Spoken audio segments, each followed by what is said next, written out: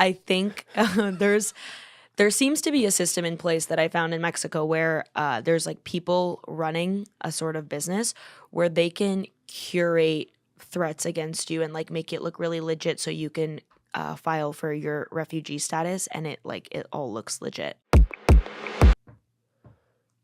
Makes me feel less bad about America. I'll say that. But goddamn. No, like one thing about like the Canadian judicial system and like all like it's like honestly, yeah, I shouldn't even say it. Well, now you gotta say it. You said you shouldn't, so now you have to. You know, sometimes, fuck.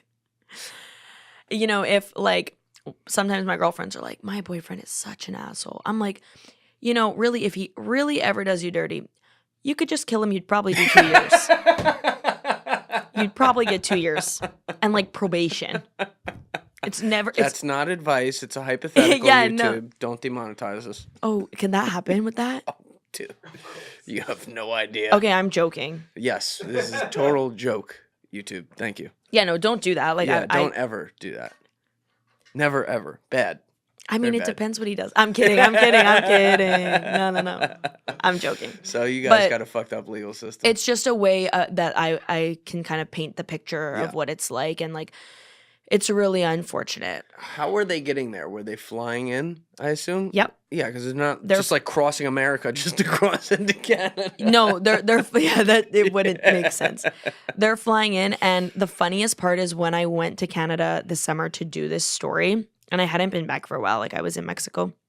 I got pulled into secondary like for the first time ever, but it was because I had my cat with me. She goes everywhere with me. What's secondary? Oh, like when they do like the second check, like they check you and like what you've got, what have you been doing, like the customs thing, I guess, like security. You're not familiar? No, I'm not familiar with the term. Like when they pull you aside and wand you kind of thing? No. So like it's when you get into the country and then it's like you talk to the border agent and then they like flag you and you have to go inside a room and they'll like look through your stuff. They'll ask you a lot of invasive questions because it's either that must be my white privilege. I've never had that. Yeah, actually probably. Seriously. Yeah. Sometimes it's random, but sometimes it's like we think you're suspicious, right? So I've never had that happen, but it was because I had my cat with me. So they like want to like make sure she has her rabies vaccine essentially. Right. So I go into secondary with her, and the guy's like, what were you doing in Mexico? And like, you were there for a long time. And I was like, funny that you ask, because there's so many people here that are doing really bad things that have come from Mexico. And it doesn't seem like you ask them shit because you're asking, I'm Canadian, bro. Like, I'm coming home. Yeah. Like a little, like, welcome back. You. Right. And he thought it was funny. And then, yeah, that was just kind of demented. And he tried to give me his number. I was, you're on the... Oh, the customs guy was hitting on you. Yeah. You gotta love that. You don't love that. Like, at all. I was like, get a grip. But get on the Sicario next time, pal. Yeah, God. Like, do you know who I know? No, I'm kidding. Yeah. But so a lot of people are coming in with refugee status, and That's insane. Mm-hmm.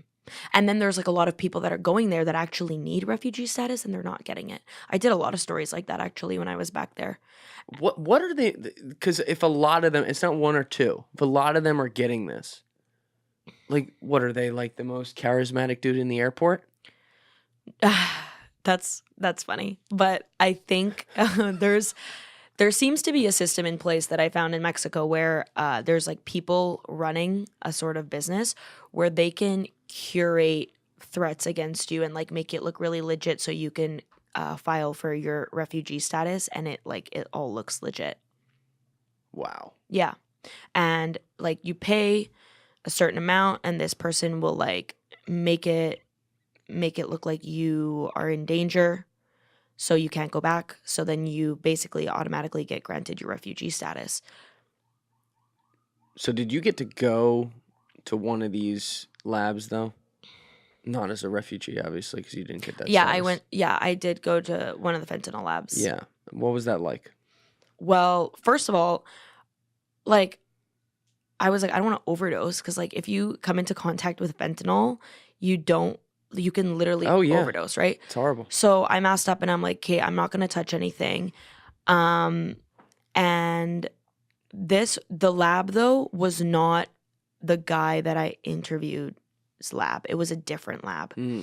And it looks like a science lab. Like it's very like industrial, and the precursors that they have there, like they're very easy to get. You can even just get them from the United States. And they were telling me that Get what? the precursors, like the ingredients to make the drug, essentially. Like fentanyl is not hard to make. I feel like you could get demonetized. Yeah, from let's this not thing. tell people how to make it, but yeah. Yeah, no, it's. I'm just saying, like for all educational purposes, is like. Good. She's really good. Excellent. It's not like this crazy. Like you would think for how lucrative it is and how addictive it is, it would be like this crazy like Walter White thing, but it's not. Like really, if you have basic chemistry knowledge, you could probably make fentanyl, and if you like have access to the precursors, I believe it. So it was quite interesting to see, and it was like gross.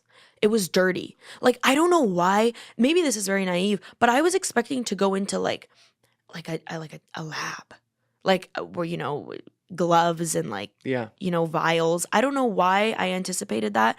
It wasn't. And obviously, like I've seen how they make cocaine and heroin and whatever, and it's obviously they're doing it like in these big vats, and it's not clean, and it's clandestine. So I don't know why I had assumed that it would be. I guess I assumed that it would be because like we went into someone's house. Like it wasn't. It was far. It was like further out of Vancouver. So basically, it's like a trap house. It is a trap house. Yeah. Wow. But it's not like one of those trap houses where you just go and like smoke weed and you guys are hanging out. It's like a trap house where like there's a full Very big business. Yes. Yeah. Big business. And there That's was how I like my trap houses.